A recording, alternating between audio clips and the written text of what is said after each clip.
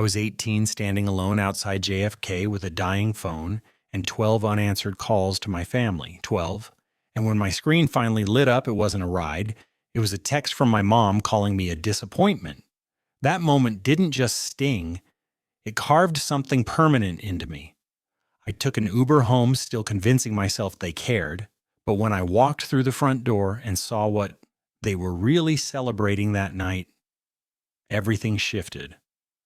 And here's the part I never told anyone, not even online. What happened in that house wasn't the betrayal that broke me.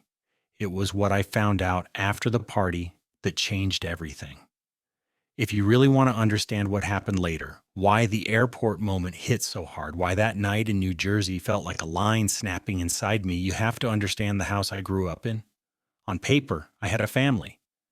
In reality, I was more like an unpaid intern in someone else's highlight reel. My parents, Linda and Marco, were the kind of couple who treated life like a PR campaign. Everything was curated, polished, and posted. Holidays had themes. Dinners had photo ops. Even our family dog had an Instagram. But beneath the shiny surface, there was an unspoken rule that shaped everything. Only one kid mattered. My brother Adrian was the golden boy before he could spell the word golden. Straight A's varsity soccer captain of every club. My parents acted like he cured diseases in his free time. My sister Mia, the youngest, was the princess whose biggest hardship was running out of glitter pens. Then there was me. I wasn't the troublemaker. I wasn't failing out of school. I wasn't rebellious or dramatic. I was just the extra. The filler son. The one who got the leftover praise and the hand-me-down expectations. If our family were a stage play, Adrian had the spotlight. Mia had the applause.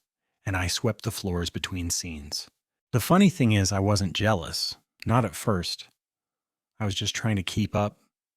I liked design. I liked building things, sketching things, figuring out how shapes and colors made people feel something. My parents called it a hobby, a phase, something I'd grow out of once real life hit.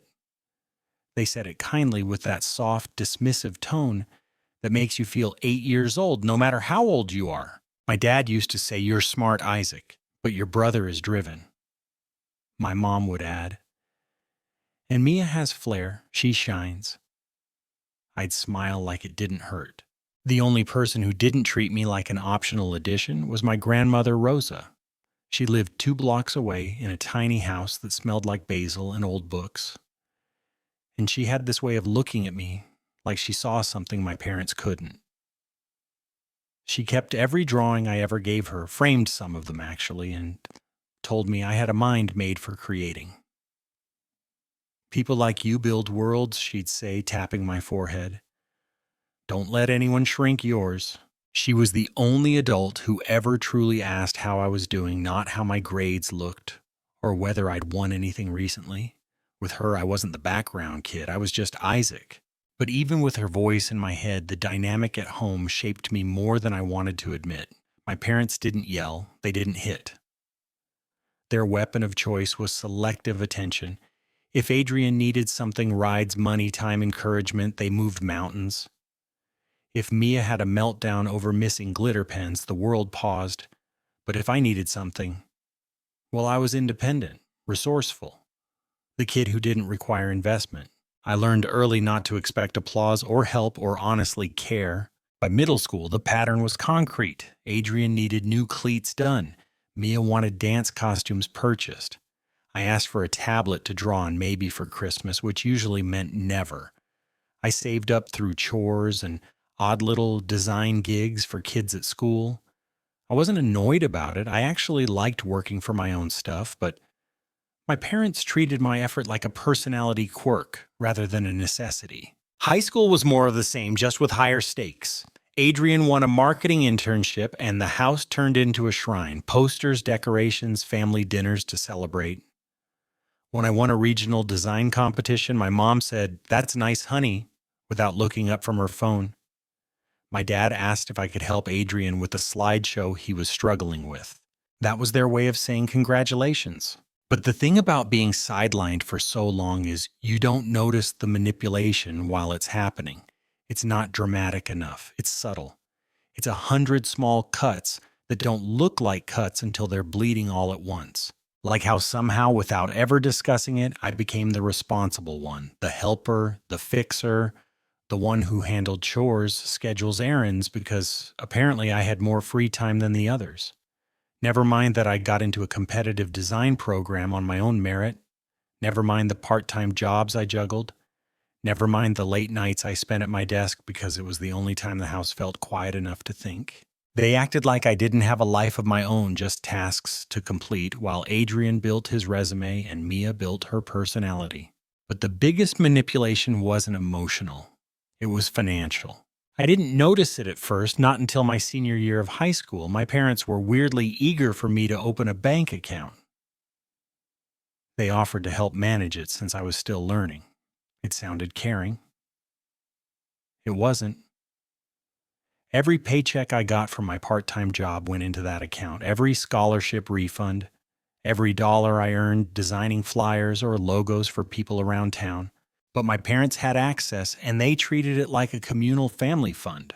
Phone plan my account, streaming services, my account, random household subscriptions, my account. None of this was ever talked about. It just happened. Because I didn't complain. Because I didn't cause friction. Because it was easier for them if I didn't. Grandma Rosa was the first to notice. One afternoon, she asked Misha, "Why are you so tired?" I told her I was covering a few extra shifts to make up for family expenses. She frowned in that way she had deep, disappointed, worried. "That's not your burden," she said. "You're a child, not a parent." But in that house, my role was never allowed to be child. For years, I thought it was normal. Families shared things, helped each other, pitched in. Isn't that what everyone said? It wasn't until the airport night, until that text calling me a disappointment, that everything clicked at once. Suddenly, the dynamic wasn't blurry anymore. It was sharp, clear, defined.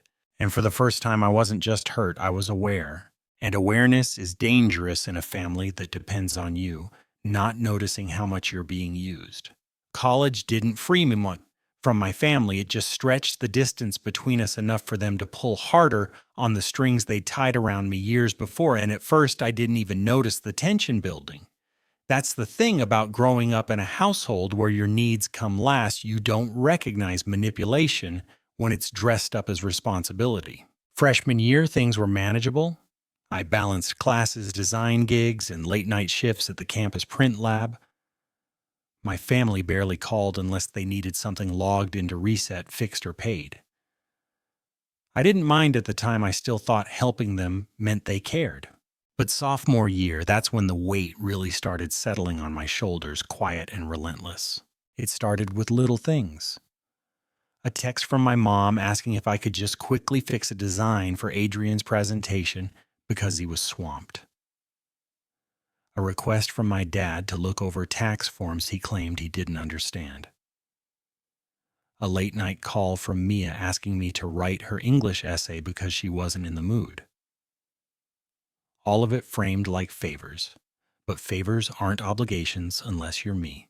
Every time I tried to set a small boundary, they brushed it aside like I was being dramatic.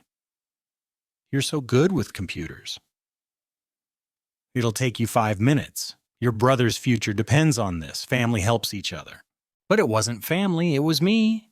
Always me being expected to carry whatever they dropped. By junior year, the financial pressure doubled.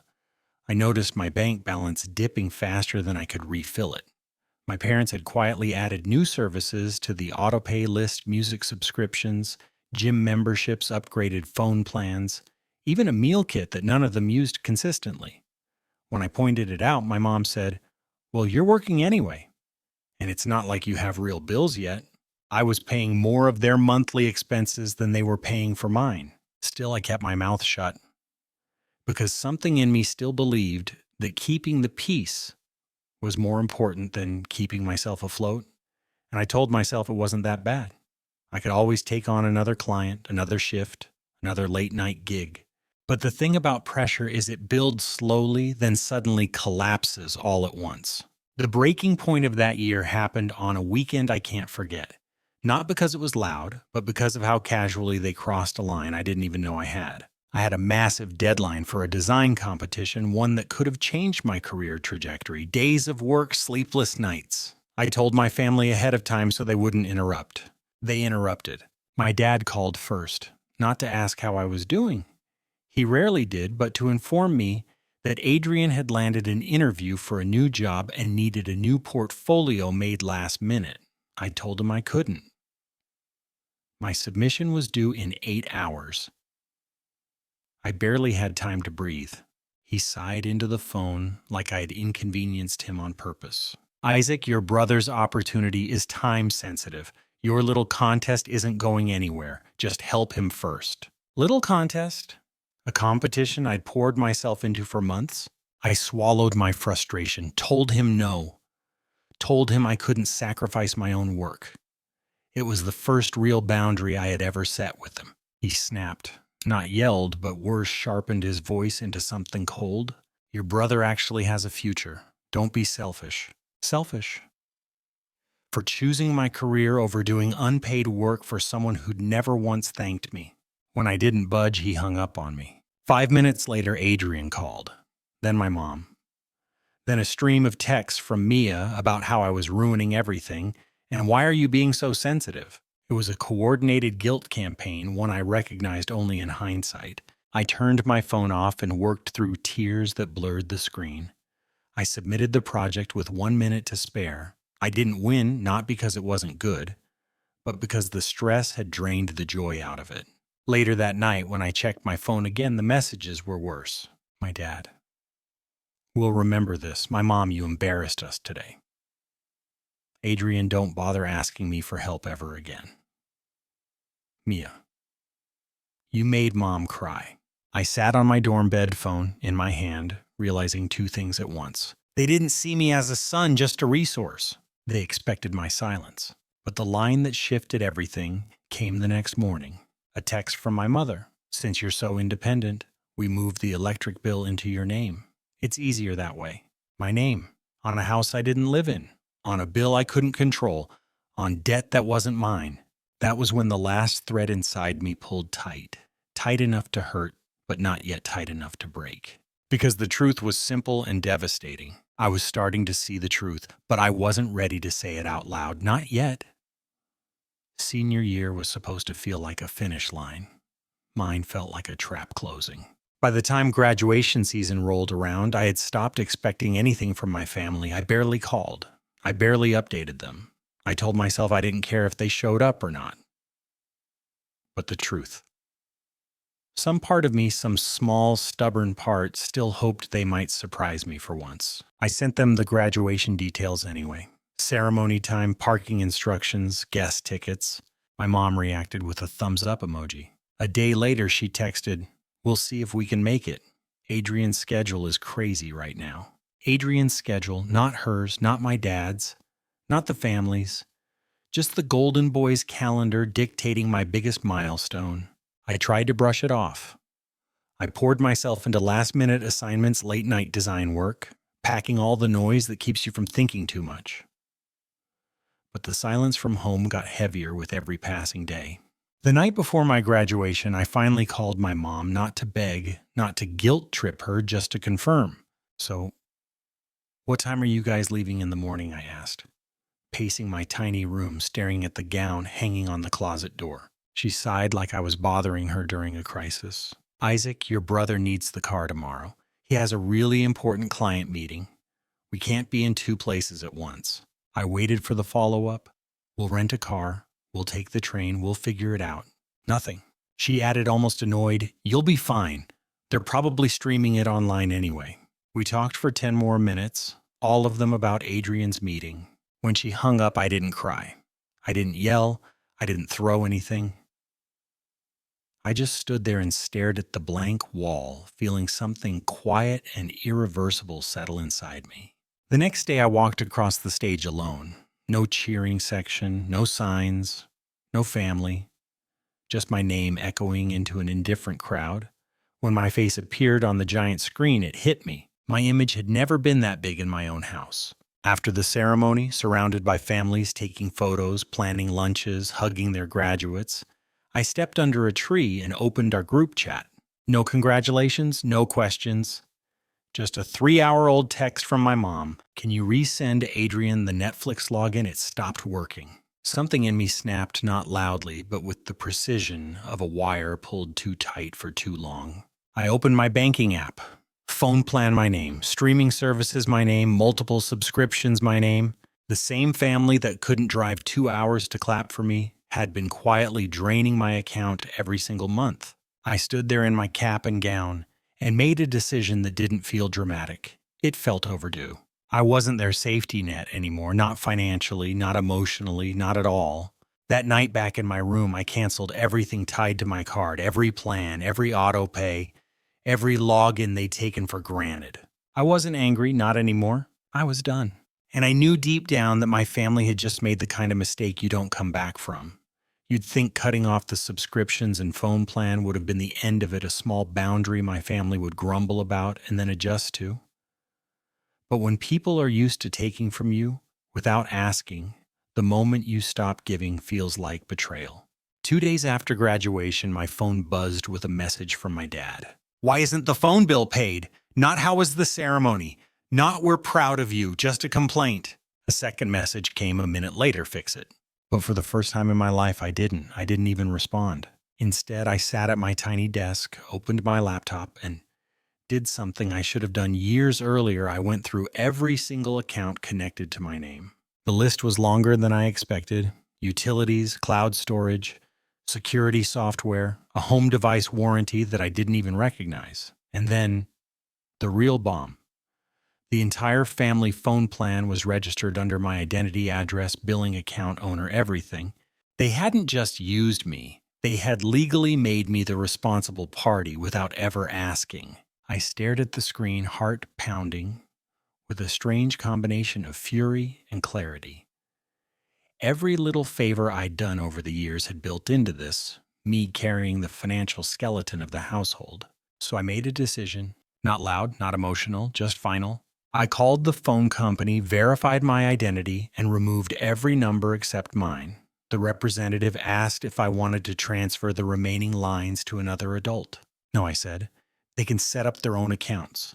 Then came the emails. Cold, professional, final. Subject update regarding shared accounts. High effective today. I've removed myself from all shared plans. Please create your own accounts moving forward. Best Isaac. No apologies, no explanations, no justifications. Exactly the tone they'd always used when asking me for something. The responses from home came fast.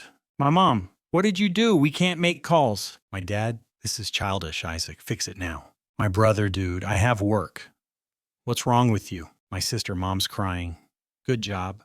I muted the group chat for the first time in my life. That night, I visited the only person whose opinion still mattered, Grandma Rosa. She was sitting in her small garden when I arrived, trimming herbs with her weathered hands. When I told her everything, my degree ceremony, the accounts, the decision, she listened quietly, her eyes soft but sharp. You finally stopped letting them use you, she said. That's not revenge. That's self-respect. She squeezed my shoulder. I'm proud of you, mijo. And for the first time in months, maybe years, I felt something like peace. A day later, I got a call from a number I didn't recognize, a lawyer. At first, I panicked, thinking my family was somehow suing me for cutting off Netflix, but no. The lawyer was someone Grandma Rosa had hired months earlier. A small trust had been in my name since childhood, one my parents never told me about. They were supposed to manage it until I turned 21, except they hadn't managed it. They'd accessed it. Frequently. Fully documented, date-stamped, clear misuse. The lawyer emailed me the files, and I stared at the transactions with a numbness that felt like stepping outside myself. Trips, appliances, a down payment on Adrian's first car, all from my trust, all without a word to me. My grandmother placed her hand over mine when she saw my face change. I knew something was wrong, she said, softly. I didn't want you to face it alone. You don't deserve that. It was the first time an adult had protected me instead of using me. Quiet revenge isn't slamming doors. It's opening the right ones. With the lawyer's guidance, I froze the trust, removed my parents as guardians, secured the funds, and filed a formal notice that all future decisions would go through me. My parents weren't notified immediately. Official processing takes time, but the power shift was already happening. For once, I wasn't the dependent child. I was the adult, holding the paperwork. The invisible backbone of the family had finally stepped out of the shadows, and the people who had taken me for granted for years were about to feel what life looked like without the son they assumed would never walk away. The confrontation didn't come at home. It didn't come through texts or calls or voicemail explosions. It came in the most public, unavoidable place imaginable, the airport. The same kind of place where everything had started. Weeks after I froze, the trust cut them off the accounts and stepped into a life that was finally mine. My parents learned the truth in the most dramatic way possible because a notice for re-verification of the trust got sent to the house. Not to me, to them. And suddenly everything they thought they controlled cracked open. The text started again, the calls, the guilt, the accusations. I ignored them all. But ignoring them only made them escalate. On a humid Friday morning, I was at Logan Airport in Boston, heading to Seattle for a design conference a client had invited me to, my first real business trip. The kind of thing my family had never celebrated, but strangers online had been cheering me on for. I had just printed my boarding pass when I heard my name being shouted across the terminal. Isaac. I froze. My father was striding toward me, red-faced, chest puffed like he was about to scold a child in a grocery store.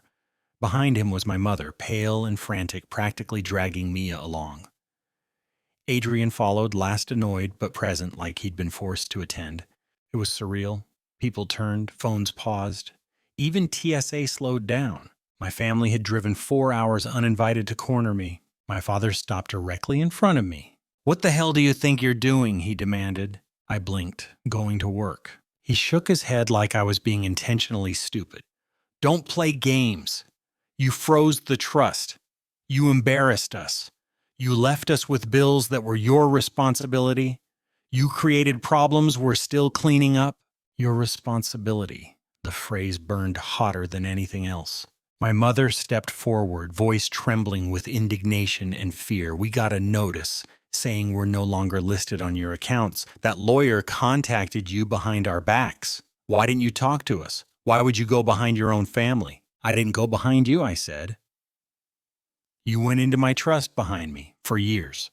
A quiet gasp from an older woman nearby. My dad stiffened. Mia muttered under her breath, "Mom said that wasn't a big deal." I turned to her. "It wasn't your money." My mom's voice sharpened. "We used it for the family, for Adrian's car, for things we all needed. Parents make decisions. You made decisions with my funds?" I cut in, my tone finally fully steady. "And you never told me." My father jabbed a finger toward my chest. "You were ungrateful. You didn't understand how expensive things were. You think you're grown now. You think a podcast makes you better than us. You've been slandering this family online, and we've had enough." Ah, there it was. The real reason they were here. Not remorse, reputation. My mother lowered her voice, trying to sound wounded. "Your stories online are ruining our lives. People in town are talking. Your father's co-workers listen to your podcast. Adrian's boss hinted at the videos. You're making us look like monsters." I took a deep breath. "You didn't need my help to do that." My father stepped closer, crowding me. "You are our son. You don't get to humiliate us." A calm voice interrupted from behind me. "Mr. Torres Isaac." I turned. My lawyer, the one Grandma Rosa had hired, was standing there in a gray suit holding a folder. Because I had known they might pull something eventually, and I wasn't walking into a confrontation defenseless, my dad's face lost a shade of color. The lawyer nodded politely. "I was already at the airport for another client. Isaac texted when he saw you arriving. I took the liberty of gathering all relevant documents." He opened the folder.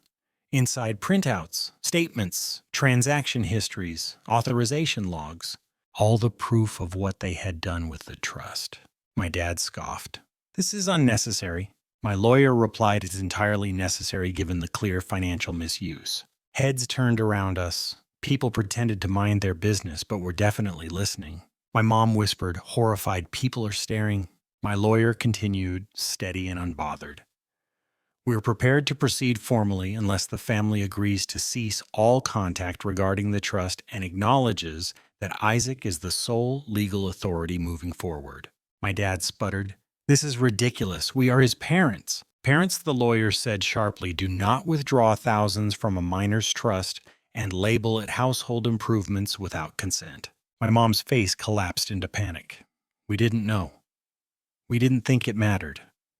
Isaac, please tell him we're not criminals. I didn't call you criminals, I said quietly. I called you irresponsible. Adrian suddenly snapped, eyes narrowing at me. This is overkill. You're ruining the family. I looked him dead in the eyes. I stopped paying for your phone plan. You ruined your own comfort. He clenched his jaw, speechless. My mother covered her mouth, tears forming not the manipulative kind, but the kind that comes when a fantasy finally cracks. Isaac, she pleaded, we just want you back. I exhaled slowly. You want the version of me who kept quiet. Silence dropped between us like a curtain. My lawyer handed me the pen. If they agree, sign here, then you can leave for your flight. My mother reached out, grabbing my arm with trembling fingers. Please don't do this. We're still your family. I pulled my arm back gently but firmly. You stopped acting like my family a long time ago. I'm just making it official. My father finally broke, anger draining into something hollow, defeated. Is this really it? I nodded. This is me choosing myself. I signed. My lawyer countersigned. My family watched frozen, realizing the shift they never believed would happen. TSA called final boarding for my flight. I stepped back, picked up my bag, and gave them one last look, not cruel, not triumphant, just free. My mother whispered, Isaac, please. But I shook my head. No more fixing, no more carrying, no more being invisible. I turned, walked toward security, and didn't look back. When I reached the escalator, my phone buzzed with a notification, not from my family. From my podcast app, a new message. Your story gave me the courage to leave a toxic home today. And for the first time, I realized I wasn't running away from anything. I was walking towards someone, myself. In the weeks after the airport confrontation, the noise around my family didn't disappear. It just stopped echoing inside me. For the first time in my life, their panic wasn't my problem. Their bills weren't my responsibility. Their disappointment wasn't my burden to soothe. And strangely, everything felt quieter, not empty quiet. My mother sent occasional emails rather than desperate messages, softer ones. Not begging, not demanding, just small updates about therapy, about learning to listen instead of control, about how holidays felt different without me at the table. My replies were short but kind, the way you might answer someone you once cared about but no longer rely on. Adrian stopped reaching out entirely. Whether out of embarrassment, pride, or avoidance, I didn't know. Maybe all three. But I did hear through a cousin that he'd finally started taking responsibility for his own work. Consequences have a way of doing that. Mia wrote me once, just once, a long message about missing a scholarship deadline and realizing she had counted on me the same way everyone else had. She didn't apologize outright, but there was something honest in the way she said, I get it now. And that honesty mattered more than a performance of regret ever could. Back in Boston, my life took on a shape that felt like mine for the first time. I finished more client projects. My podcast reached more listeners. My designs started getting recognized by people who didn't know anything about my past, only what I could create. And most importantly, I built a home that didn't shrink me. A quiet studio with warm light. A desk covered in sketches and deadlines that excited me. A community of people, listeners, clients, friends who chose me without expecting anything in return. Walking away didn't feel triumphant or cinematic. It felt steady, real. Like placing one brick at a time until the wall that once kept me small became the foundation of something solid. I used to think revenge would feel like fire. Turns out it feels like peace. And sometimes peace is the most powerful ending you can choose. If any part of this story resonated with you, feel free to share your own moment or experience in the comments. Your voice matters here, and someone out there may need to hear what you've learned. This story is a fictional creation by the Kitchen Tables team for entertainment only. It does not encourage imitation actions or decisions based on the events described.